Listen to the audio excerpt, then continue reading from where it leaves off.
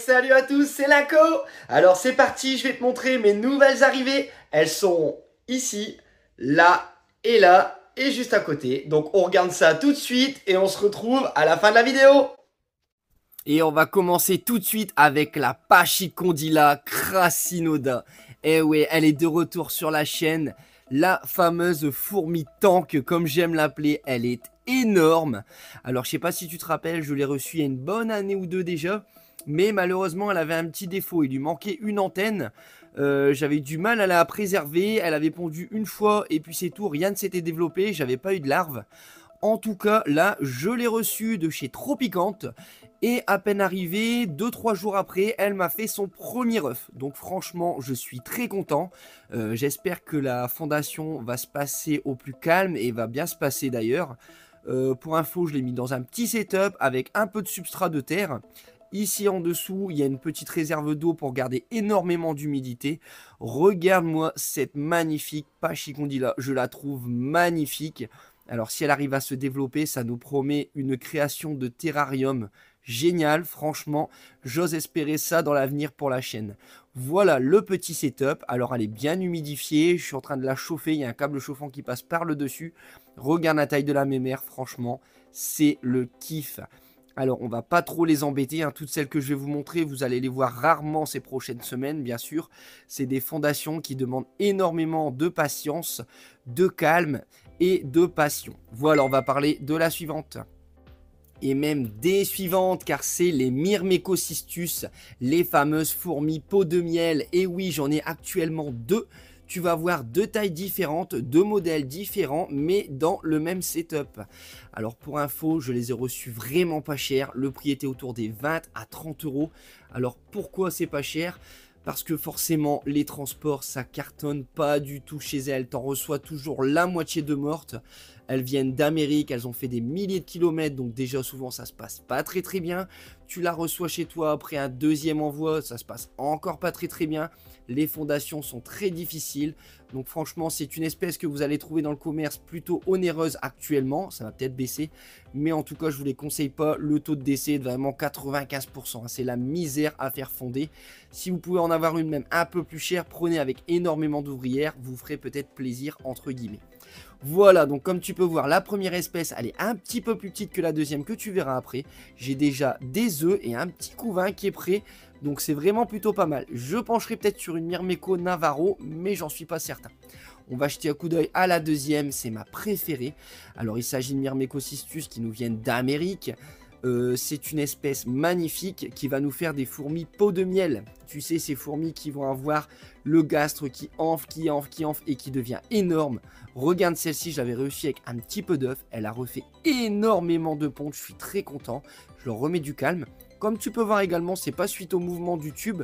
Elle a retiré totalement le substrat. Elle préfère pondre pour l'instant sur le verre. Donc pourquoi, ça je ne saurais te dire. En tout cas, regarde-moi ça. Elle est magnifique. Une couleur déjà mielleuse.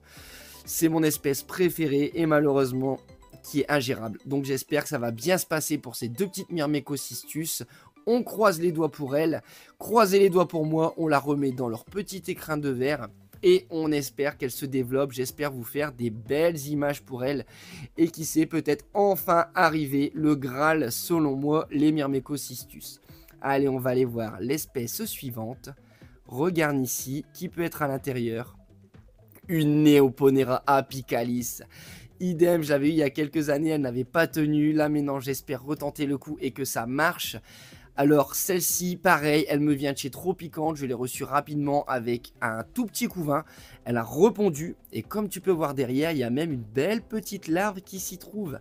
Alors la Neoponera apicalis, pareil, elle est un petit peu cousine avec la Pachycondyla, hein, tu vois le même gabarit, mais en plus petit, mais ça reste quand même une magnifique ponérine, la fourmi tank. Elle va piquer aussi, elle a un aiguillon, elle peut même piquer très fort. Ce que j'adore chez elle, c'est sa couleur, sa taille. Regarde ici la belle petite larve qui commence à bien évoluer. Et regarde sa belle particularité, c'est ses bouts d'antenne qui sont vraiment couleur dorée, chatoyante. C'est vraiment une pépite. Imagine-toi ces petites fourmis avec ses sœurs se promener, du moins ses filles, se promener dans un terrarium planté, à chasser, à se balader avec le petit son extérieur de la jungle. Ce serait magnifique.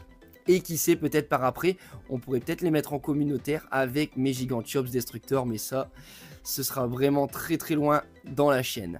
Regarde ici, elle s'amuse à découper les petits morceaux de pâte de la blatte pour les ramener à son futur couvain et sa petite larve qui demande déjà à manger. Bref, j'en suis très content. Pareil, je vais pas trop la déranger. Alors ça, c'est des espèces que je vais nourrir, contrairement au Myrmeco, régulièrement avec des blattes pour qu'elles viennent se nourrir en protéines. Oh là là, franchement, je les surkiffe. N'hésitez pas à bombarder de commentaires, de likes, de partages pour cette vidéo. Franchement, ça me fait plaisir pour cette rentrée. Odontomachus Bionbionatus, alors là, ma nouvelle pépite, on va croiser les doigts pour elle.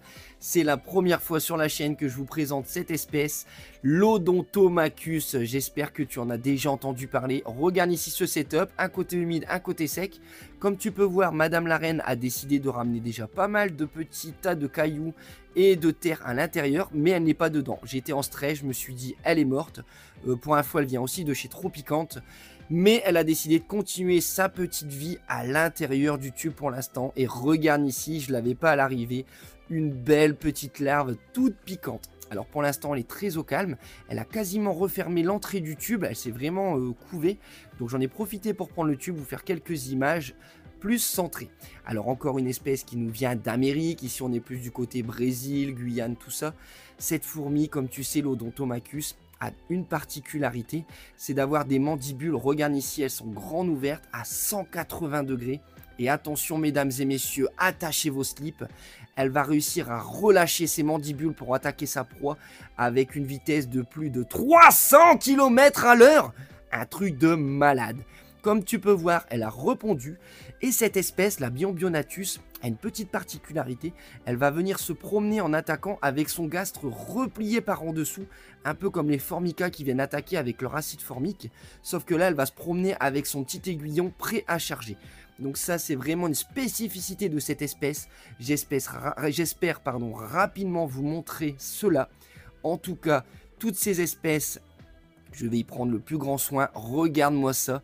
Sa carapace brillante, ce très beau couvain, sa magnifique petite larve qui demande aussi à manger. Franchement, je suis en extase pour la rentrée. J'espère que vous aussi, les amis. Alors, d'ici là, je vous demande de vous abonner et je vous reprends tout de suite après. Je range mes nouvelles petites pépites avec leur sœur et à tout de suite. Alors j'espère que vous avez kiffé cet arrivage, en tout cas j'espère que tout va tenir.